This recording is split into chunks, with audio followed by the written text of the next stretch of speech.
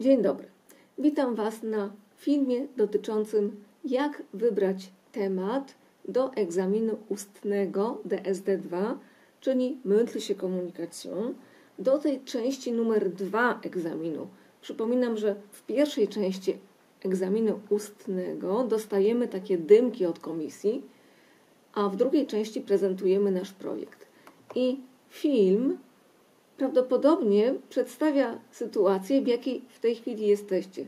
Wracacie powolnym krokiem ze szkoły do domu i przez całą drogę myślicie o tym, na jutro pani od niemieckiego albo pan od niemieckiego już ostatecznie kazał podać temat, bo trzeba wypełnić papiery, trzeba wypełnić zgłoszenie do egzaminu DSD. No i właśnie mój film Wam w tym pomoże. A więc przechodzimy do konkretów. Zaczynamy. To jest plan tego filmu. Najpierw omówię aspekty prawne, które są ważne przy wyborze egzaminu DSD. Później aspekt praktyczny, termin.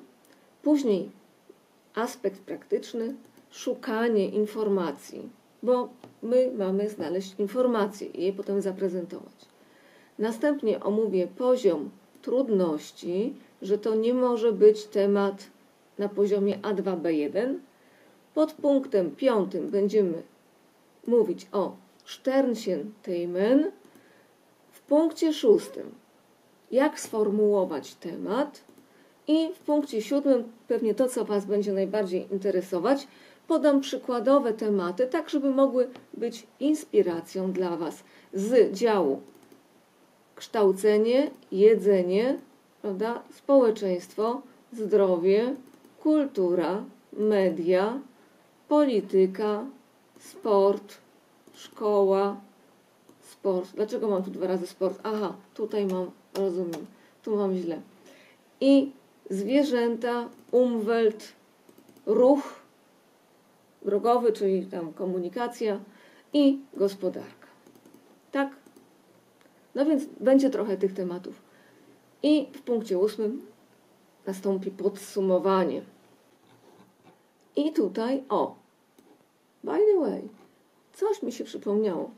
W tym filmie możecie się nauczyć już pierwszej rzeczy, to znaczy jak zacząć Wasz referat, to znaczy te 10 minut, które będziecie mieli, musicie jakoś zacząć i zawsze najlepiej jest zrobić właśnie taki plan, jego tak przedstawić w jakiś sposób. Oczywiście powinniście mieć trochę mniej punktów niż ja tutaj i powinno być tak, na przykład Das Thema meiner Präsentation ist Themenwahl bei der DSD-2 Prüfung. Zunächst werde ich kurz auf das Thema rechtliche Aspekte eingehen. Ja?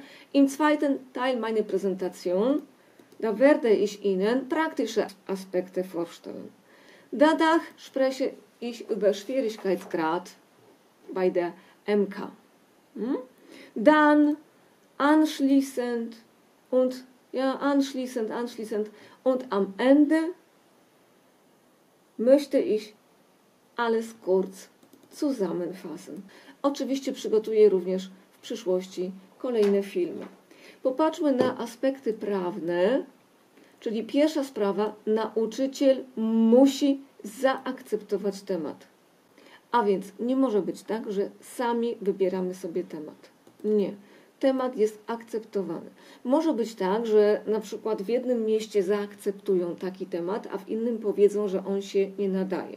Albo w jednym państwie będzie zaakceptowany, a w innym nie. No po prostu tak może być. Trudno. Kolejnym aspektem w regulaminie egzaminu DSD jest powiedziane, że w tym temacie musi być odniesienie do niemieckiego obszaru językowego i kulturowego. Najlepiej oczywiście odnosić się do Niemiec, czyli jakikolwiek temat nie będziemy mieć, musimy w tych materiałach, o których będziemy mówić, mieć jakieś odniesienie, jakiś Bezug najlepiej do Niemiec. Tak, to jest egzamin niemiecki, więc najlepiej odnieść się do Niemiec. Czyli w tytule nie musi to być, ale w już naszej prezentacji musimy coś powiedzieć o Niemczech, zaprezentować naszą wiedzę. Kolejny aspekt, termin. egzamin jest zdawany na półkuli północnej i na półkuli południowej, więc tutaj mogą być w ogóle różne terminy. Ale przypominam, że czas szybko leci. To tutaj przeleci nam bardzo szybko, więc warto po prostu o tym pamiętać, że trzeba coś po drodze zrobić. Taki praktyczny aspekt. Teraz szukanie informacji. Najprościej jest taki temat wybrać, żeby można było o tym coś znaleźć. I popatrzcie, tutaj zrobiłam screen z Google'a, wpisałam do wyszukiwarki, najlepiej oczywiście do google.de. Homeopathie, Vor- und Nachteile.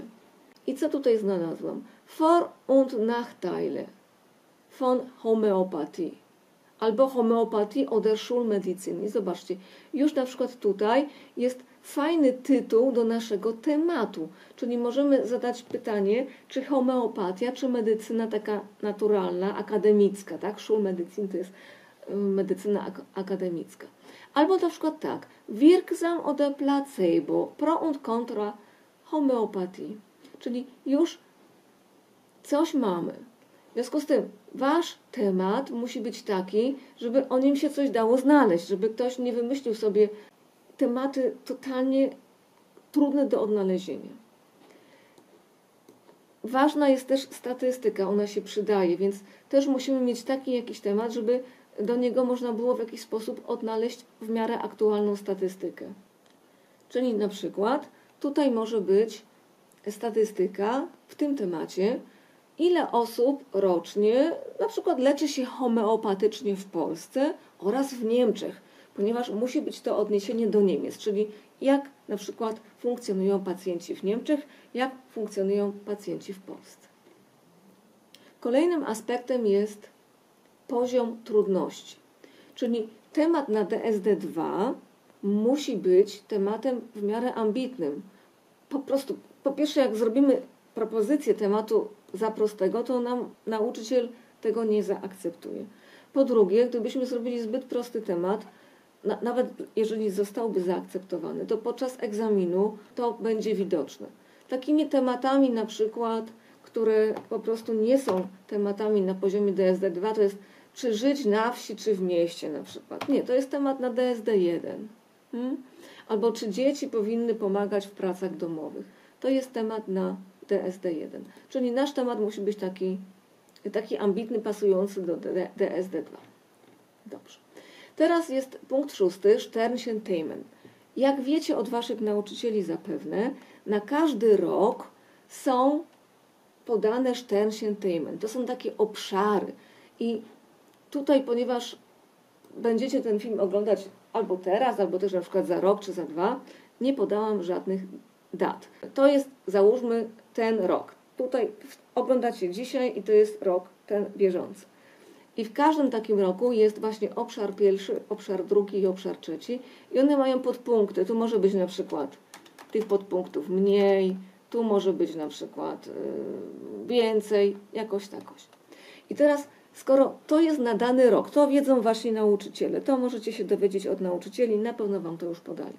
Jeżeli na ten rok są takie tematy, to może warto na przykład wziąć sobie ten temat. Coś z tego tematu. Przy okazji, robiąc prezentację ustną, przygotujemy się już w jakimś elemencie do części pisemnej. Albo może sobie wziąć na przykład ten temat, albo ten. Tak? Zachęcam właśnie do czegoś takiego. Podam teraz przykład. Teraz i w najbliższych 2 latach będzie temat turystyka wśród tych Sternchen-Themen. I na przykład będzie event tourismus, czyli turystyka związana z wyjazdem na jakieś imprezy, na zawody sportowe, na mecze, na koncerty, na przykład konferencje. A może zrobić taki temat.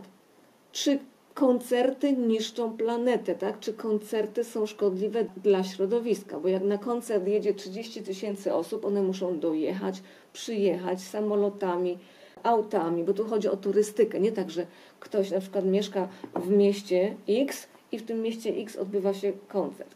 Chodzi o to, że ktoś do miasta X przyjeżdża z miasta Y. Czy turystyka koncertowa jest szkodliwa i może trzeba zakazać albo zabronić. No bo popatrzcie, tak naprawdę turystyka polega na tym, ta taka koncertowa, że tysiące ludzi zjeżdżają po to, żeby mógł wystąpić artysta i zarobić na tym pieniądze. To kto na tym korzysta? No artysta korzysta i osoby, które z nim współpracują. Więc tutaj można zrobić wady i zalety. Można to obalić. Teraz tak, uwaga. Sformułowanie tematu. Jest dobrze i to na pewno Wam Wasi nauczyciele o tym będą przypominać wielokrotnie, że w temacie już musi być ta kontrowersja, bo my mamy zrobić projekt, przez ten projekt przejść, podając argumenty jakieś za i przeciw i na końcu musi być jasne, jakie mamy zdanie na ten temat. Tak naprawdę taki projekt ma być taką rozprawką w formie wizualnej. Zamiast pisać o czymś, to my to prezentujemy. I w związku z tym w tych tematach powinna już, właśnie najlepiej, żeby było takie znaki zapytania. Czyli to jak tam była ta homeopatia, prawda? Może tutaj teraz wróćmy jeszcze na chwilę, żebyście to sobie utrwalili. O, wirksam oder placebo. Czy to jest skuteczne, czy to jest placebo? Albo na przykład homeopatia, czy medycyna szkolna. Tak? Czyli temat musi być tak sformułowany, żeby w nim było pytanie, na które będziemy odpowiadać. I tu może być na przykład coś tam, Fluch oder Segen. Albo coś tam oder coś tam. Die Vor- und Nachteile des. Pro und contra. Tutaj już mamy trochę pro und contra. Nie ma tu znaku zapytania, ale już to widać. Albo coś tam, Traum oder Träumerei. Czyli czy to się może spełnić, czy to takie jest nie do spełnienia. Z czasownikiem sollen mogą być sformułowania. Sollte, albo w liczbie mnogiej sollten, albo soll oder sollen. Brauchen wir ist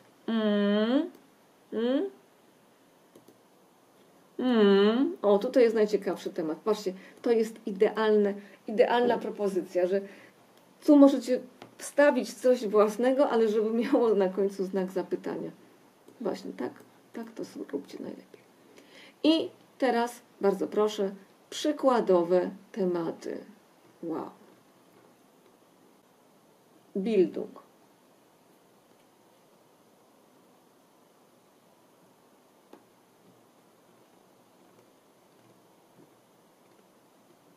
Essen.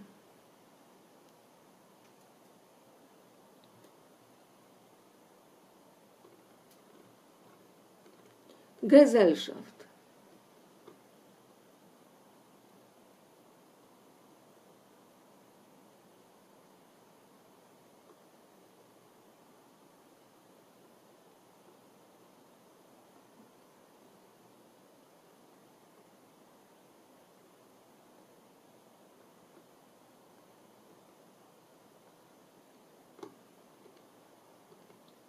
Gesundheit.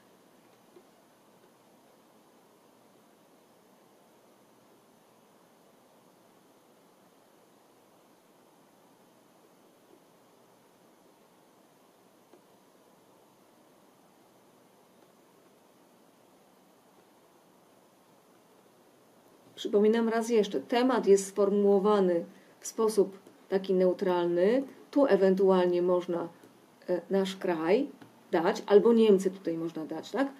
Czy w naszym kraju, czy w Niemczech. Natomiast w prezentacji już musi być odniesienie, no najlepiej do Niemiec. Kultur.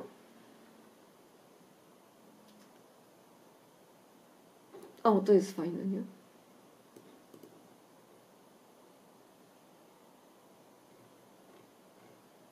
Medien.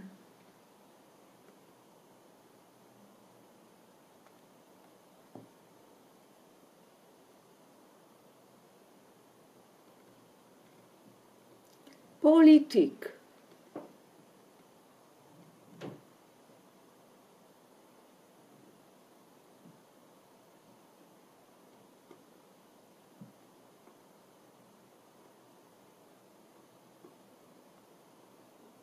Czyli tutaj na przykład, tak? Jeżeli jesteśmy z Europy, czy nasz kraj powinien opuścić Unię, jeżeli w niej jesteśmy? Ale muszą być też odniesienia do Niemiec, tak? Czyli w każdym temacie jeszcze raz musimy podczas prezentacji odnosić się do Niemiec.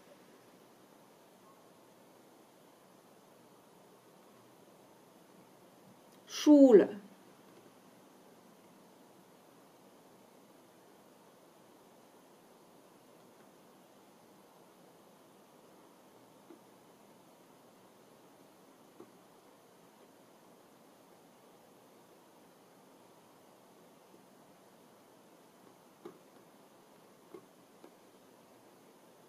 Sport.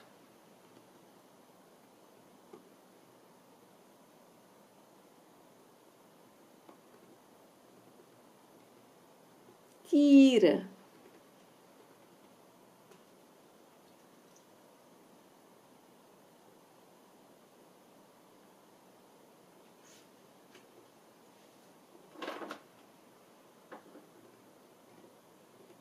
Umwelt.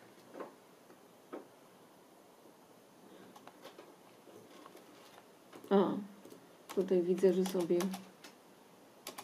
sobie zrobiłam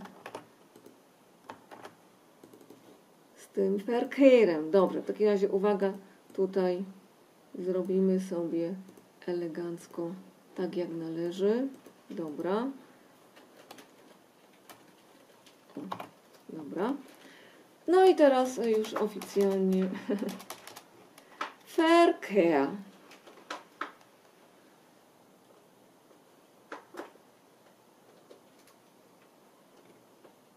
Wirtschaft. Zrobię, żeby było łatwe do zrobienia zdjęcia na ekranie.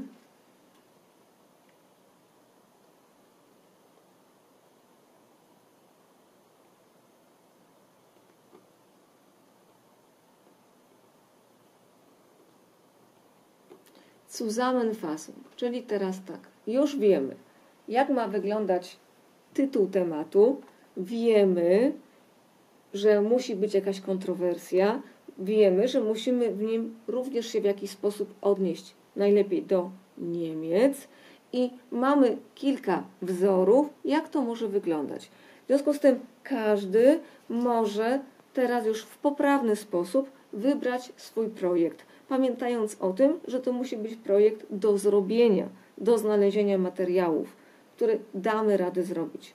Skonsultować się z nauczycielem języka niemieckiego i będzie wszystko dobrze. Będę również prezentować inne filmy dotyczące egzaminu DSD. Zasubskrybujcie proszę kanał i powoli i spokojnie powtórzymy sobie wszystko do egzaminu DSD. Dziękuję za uwagę. Do usłyszenia.